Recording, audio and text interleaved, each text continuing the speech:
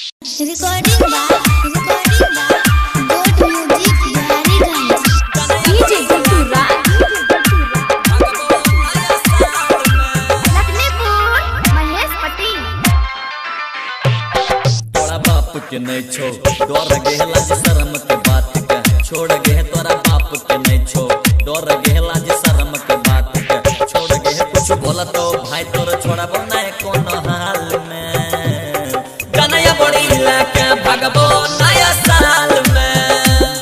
जनया बड़ी लाके भगबो नया साल में तोरा बाप के नहीं छो डर गेला जे शर्म के बात के छोड़ गे तोरा बाप के नहीं छो डर गेला जे शर्म के बात के छोड़ गे कुछ बोला तो भाई तोर छोड़ा बनाए कोनो हाल में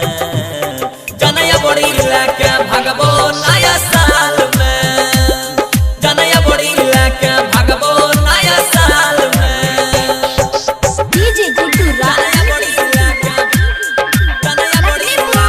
महेश पटेल भगबो नया साल लखनपुर में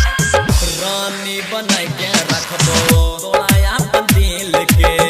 समझ मजाक नहीं करा तुझे हमारा फील के तुझे हमारा फील के करे नहीं फिकीर कोते गौवा समाज के हम ही तोहरा प्यार छियो करे नहीं लाज के कतनो चलते गोली बम गे ककरो से नहीं छिए कम गे कतनो चलते गोली बम गे ककरो से नहीं छिए कम गे मैं तो भर देखिया तोरा यही साल में जनया बड़ी लाके भगबो नया साल में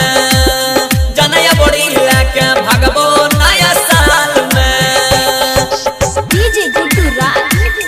जनया बड़ी लाके लखनपुर जनया बड़ी लाके लखनपुर महेश भगबो पटेल। नया साल में तोहर हमर नाम के चर्चा होय छे पूरे गाम में लाके बेले रोये तो 5 बजे शाम में 5 बजे शाम में गे देखबै के रोय के लेते के देत गाय रगे ओई बेटा के नहीं छोड़बै चार साथे बैठाए रगे दुनिया रखे सारी के जान छी हमारा खातिर भगवान छी दुनिया रखे सारी के जान छी हमारा खातिर भगवान छी डोले तबा रहते बन के अपन ढाल में तोरा लेके अबरी भगबो नया साल में जग सुहाग रात मनैबो